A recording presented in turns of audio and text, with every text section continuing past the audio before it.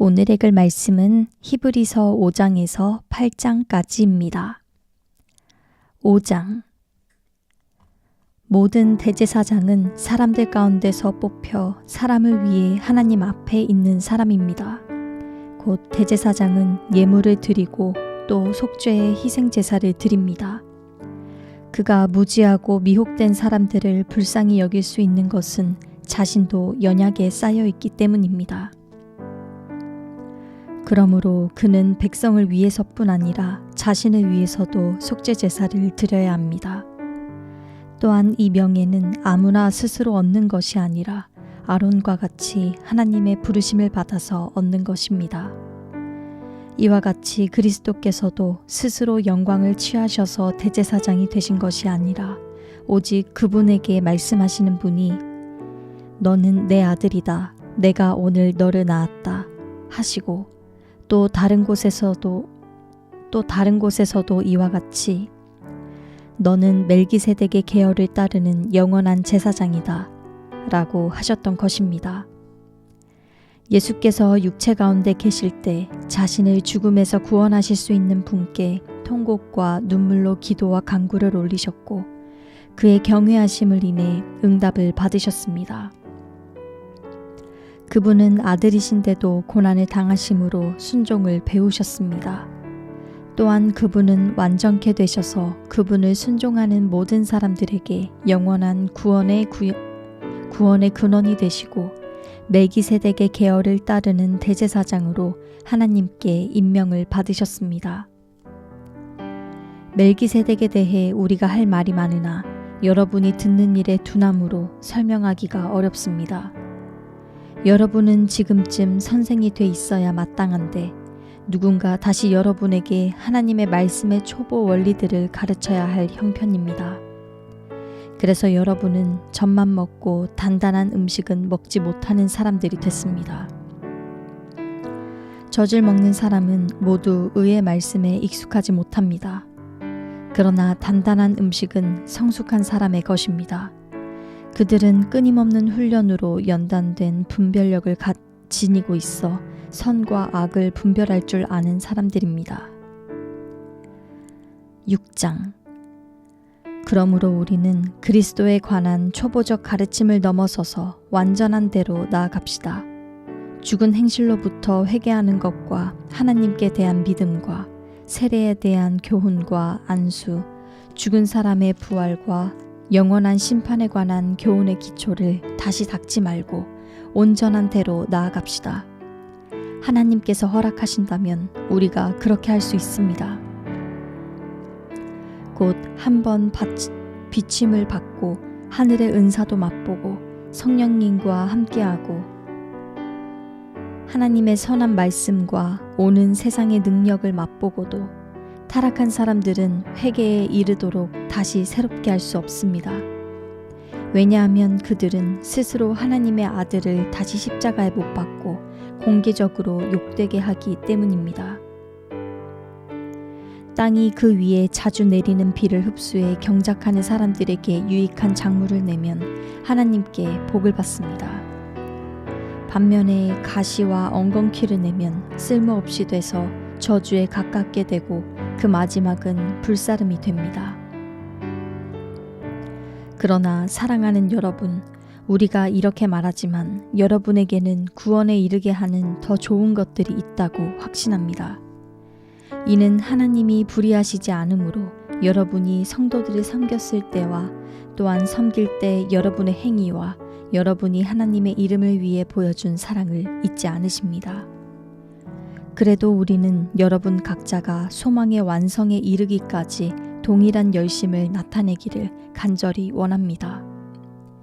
여러분은 게으른 사람이 되지 말고 믿음과 인내로 약속을 상속받은 사람들을 본받는 사람이 되십시오.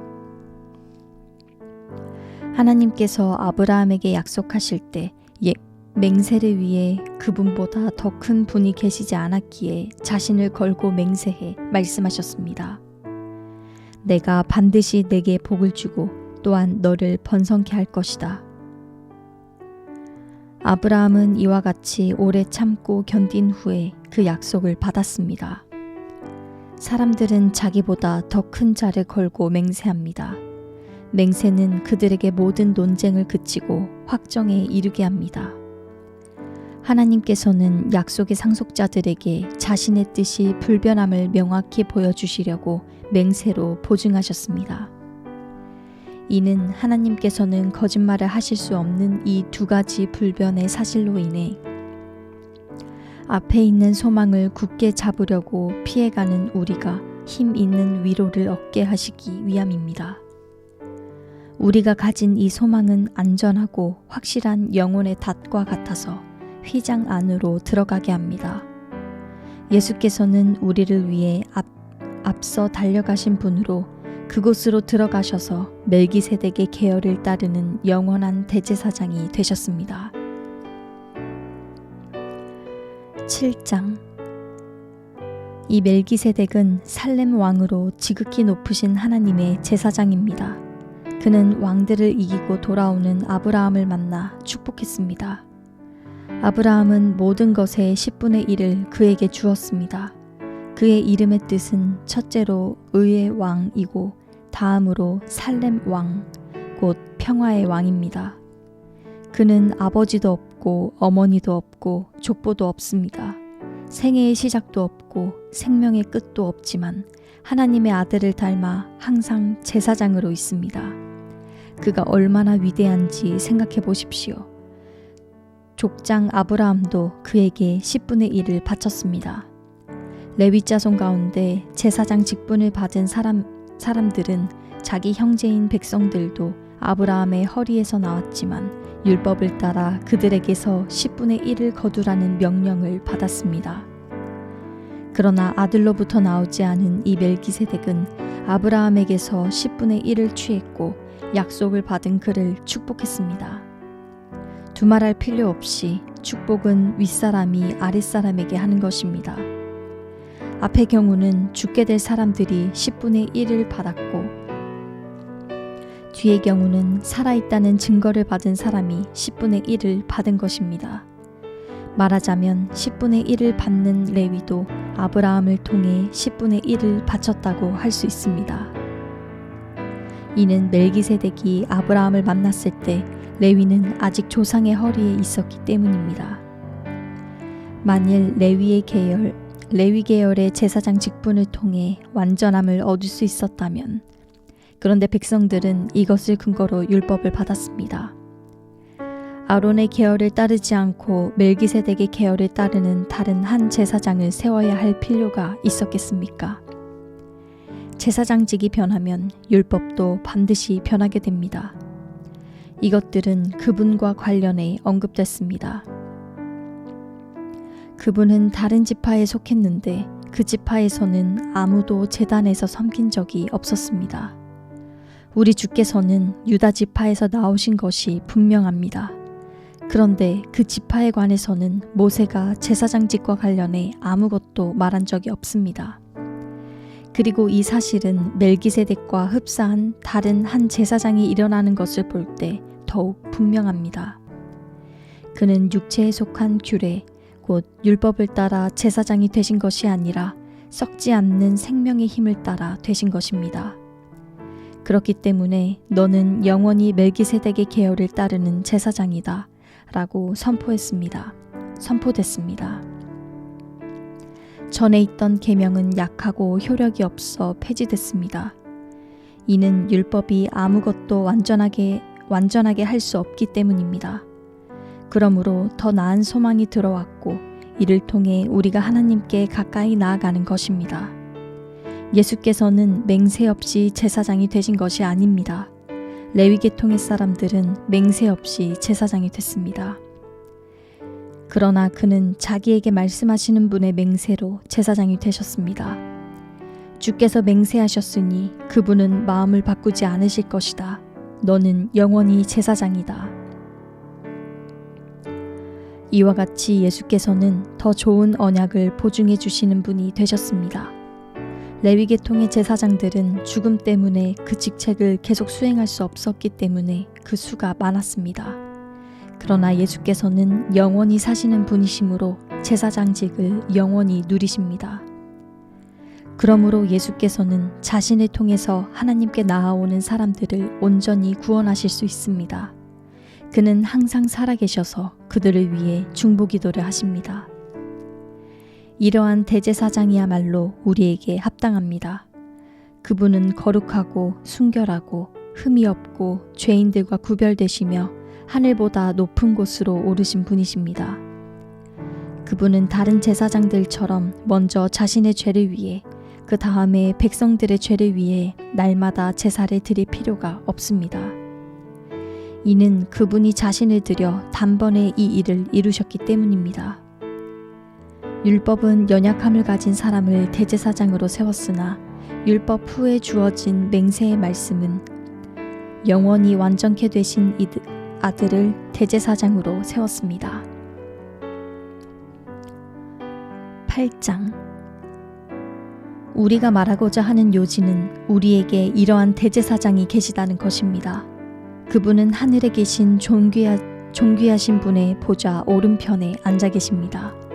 또한 그분은 사람이 세운 것이 아니라 주께서 세우신 성소와 참된 장막에서 섬기십니다.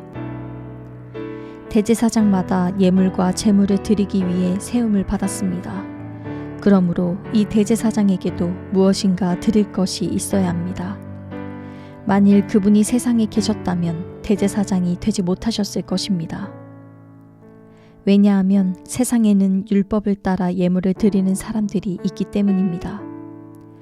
그들이 섬기는 곳은 하늘에 있는 것들의 모형이며 그림자입니다. 이것은 모세가 장막을 세우려고 할 때 지시를 받은 것과 같습니다.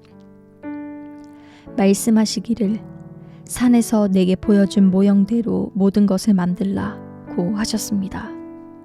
그러나 이제 그분은 더 뛰어난 직분을 받으셨습니다. 그분은 참으로 더 나은 약속 위에 세워진 더 나은 언약의 중보자이십니다. 만일 저 첫 언약에 흠이 없었다면 두 번째 언약을 요구할 필요가 없었을 것입니다. 하나님께서 그들에게서 허물을 발견하시고 말씀하셨습니다.